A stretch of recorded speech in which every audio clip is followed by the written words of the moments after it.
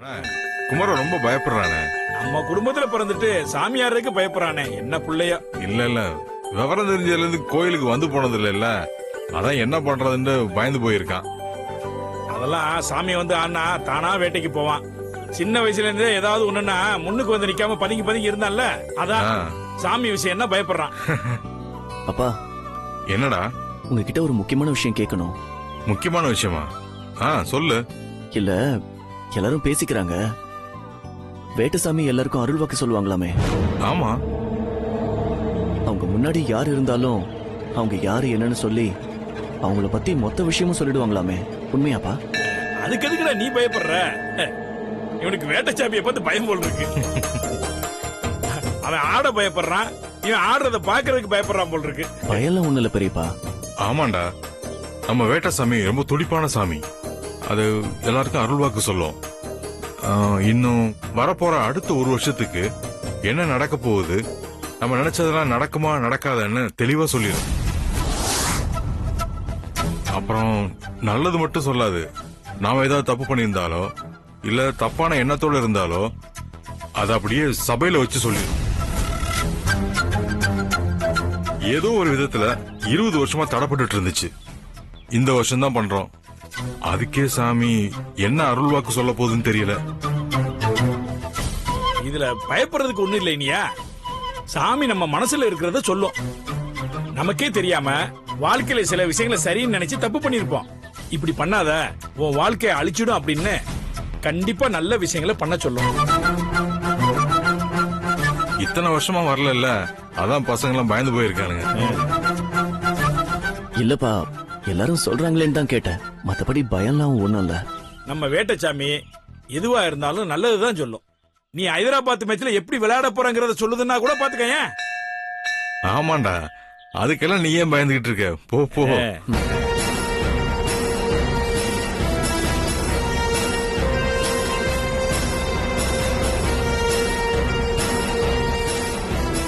நம்ம வேட்டசாமி முன்னாடி போய் நின்னா நம்ம ராசாத்தியை ஏமாத்திட்டு இருக்கோம், அவகிட்ட சத்தியம் வாங்கிட்டு துரத்தி விட்டுருவோன்னு நம்ம மனசுல இருக்கிறத சொல்லிடுமோ? நம்ம மனசு ஃபுல்லா அது மட்டும் தானே இருக்கு. அது அப்படி சொல்லிடுச்சுன்னா நமக்கு எல்லாரும் முன்னாடி மாட்டிக்குவோமே.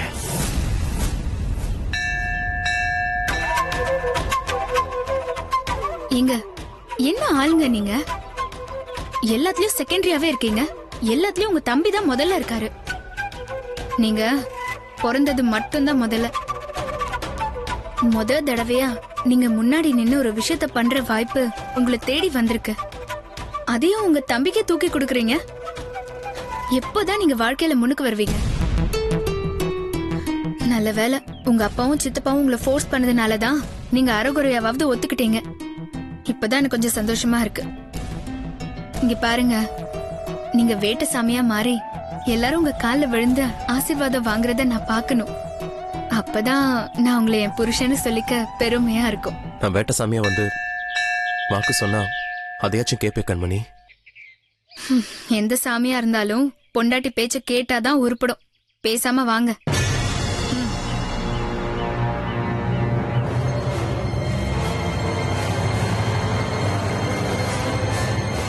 டேய் அங்க பாரு. டேய் மச்சான், இனியா கண்டுக்காம போறான் பாரு. எங்க? டேய் இனியா வரங்க வா. டேய், என்னடா இங்க வந்து நின்னுட்டு இருக்கீங்க?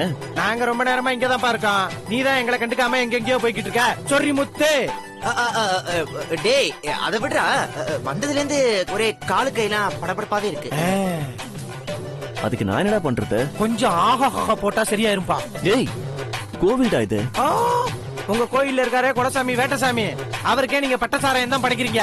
நல்லா ஜில்லுன்னு இருக்கணும். டேய், நீ வேற சும்மாறா. அத நினைச்சுதான் கவலையா இருக்கு. வேட்டசாமி உன்னை என்னடா பண்ணாரு?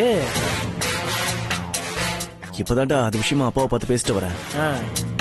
அந்த வேட்டசாமி அருள் வாக்கு சொல்லுமா? அதுக்கு முன்னாடி நிக்கும் போது நம்ம மனசுல என்ன இருக்கு, நம்ம என்ன நினைக்கிறோம்னு அப்படியே புட்டு புட்டு வச்சிருமா. அது நினைச்சாலே பயமா இருக்குடா. ஐயோ, சாமி வாக்கு சொல்லும் போது எப்படியோ ஒண்ணு அதுகிட்ட இருந்து மறைஞ்சு நிக்கணும். இல்லனா ராசாத்தி மேட்டரை சொல்லி அசிங்கப்படுத்துறோம்டா.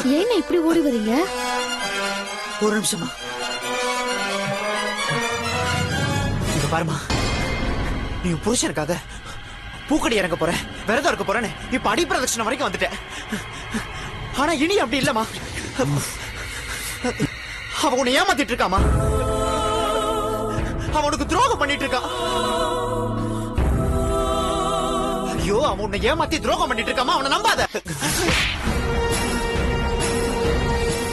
வாங்கடி மாப்பிள்ள, நல்லா வாங்கு. என் மாமாவை பத்தி எனக்கு தெரியும்.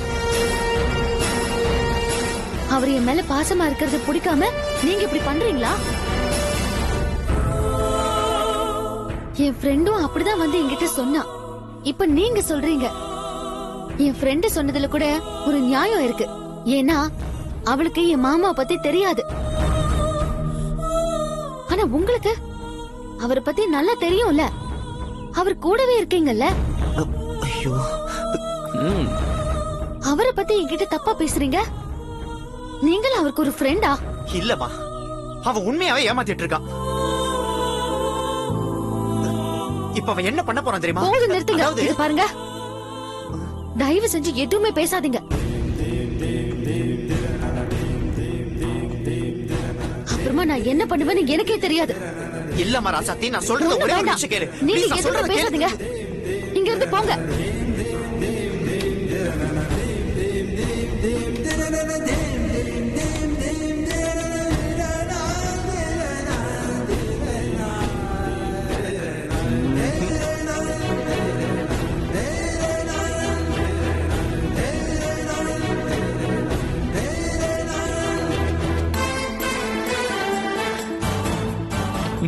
என்னடா சொரி முத்து, காதுக்குள்ள குருவி ரிங்குன்னு சுத்துமே. என்ன அடிச்சிட்டாடா? நீ என்கிட்ட வாங்குவேன்னு நினைச்சேன், ஆனா என் பொண்டாட்டி கொடுத்துட்டாடா.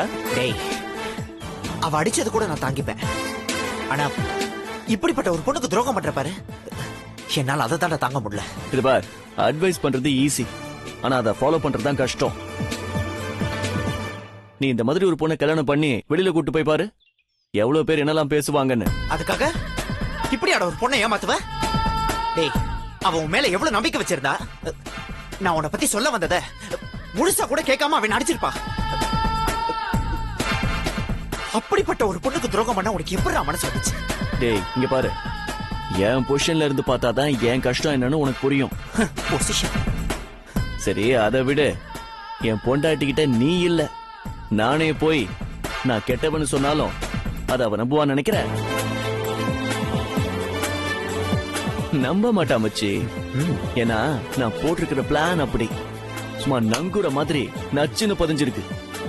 நான் நினைச்ச சத்தியத்தை வாங்கிட்டு அவளை துரத்துறத யாராலையும் தடுக்க முடியாது. சூப்பர். ஆமாண்டா, யார் சொன்னாலும் அவ நம்ப மாட்டா. ஏன்னா அவ உன் மேல அவ்வளவு அன்பு வச்சிருக்கா, பாவம். ஆனா கரெக்டா நீ பக்காவா பிளான் போட்டு ஜெயிச்சிட்டடா. டேய், ஆனா ஒண்ணு சொல்றேன்டா, இந்த கோவில் சன்னிதானத்துல வச்சு சொல்றேன், அவளை நீ ஒண்ணுமே பண்ண முடியாதுடா. டேய், கடவுள் அவளை உனக்குன்னு எழுதி வச்சிருக்காரா. இந்த ஜென்மத்துல அவதான் உனக்கு பொண்டாட்டி. என்ன பாக்குற? அதுதான் நடக்க போகுது. போடா.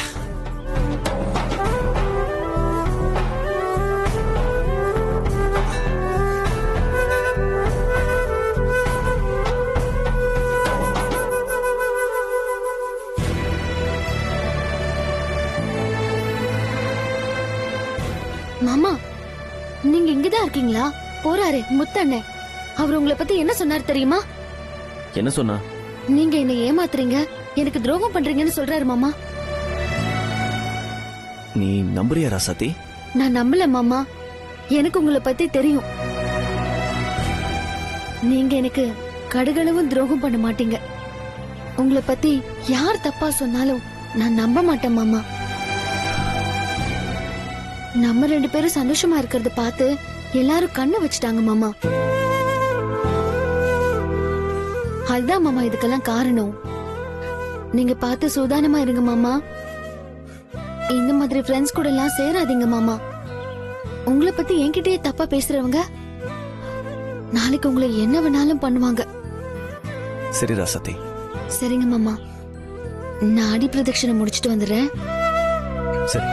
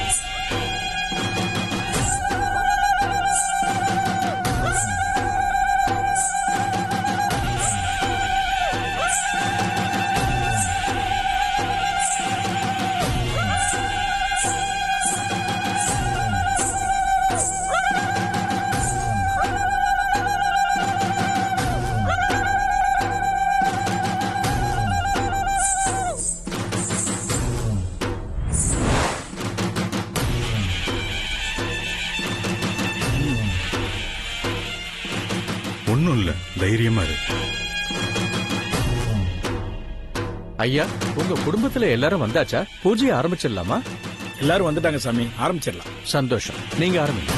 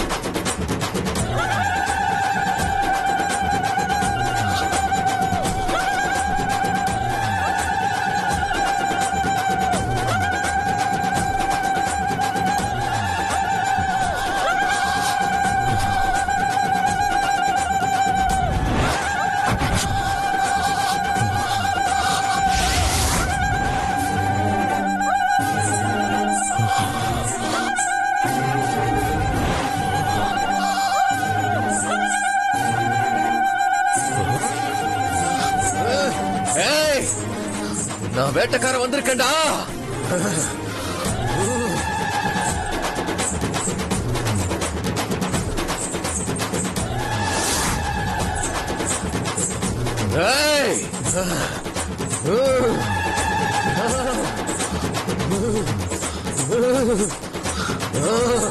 நான் வேட்டக்காரன் வந்திருக்கேன்டா.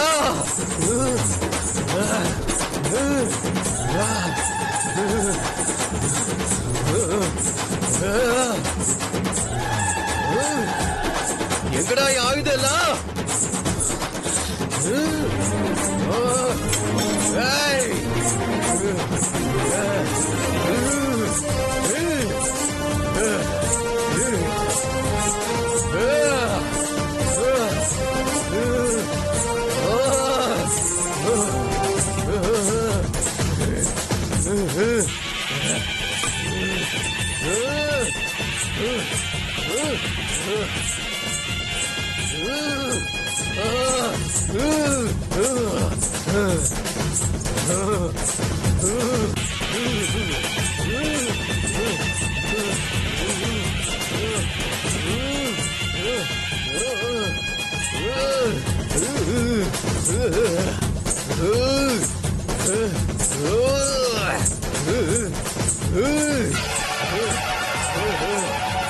கேக்குறோம், வந்து கேளுங்கடா.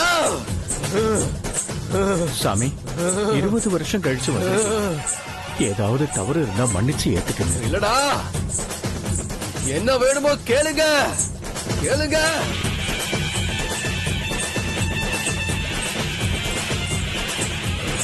வாங்கடா, வாங்க. ஐயா வாங்க ஐயா. அண்ணா போங்க அண்ணா.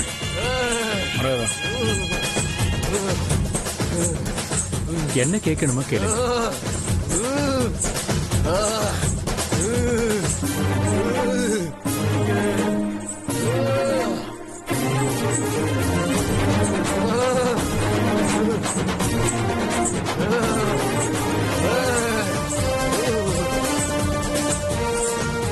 வருஷமா என்ன பார்க்க வரல? தப்புதான் சாமி. சில சந்தர்ப்ப சூழ்நிலை, அதனால எங்களால கோயிலுக்கு கூட வர முடியல. சின்னதா ஆரம்பிச்ச பிரச்சனை உங்க குடும்பத்துல இப்ப பெருசா வந்து நிக்குது.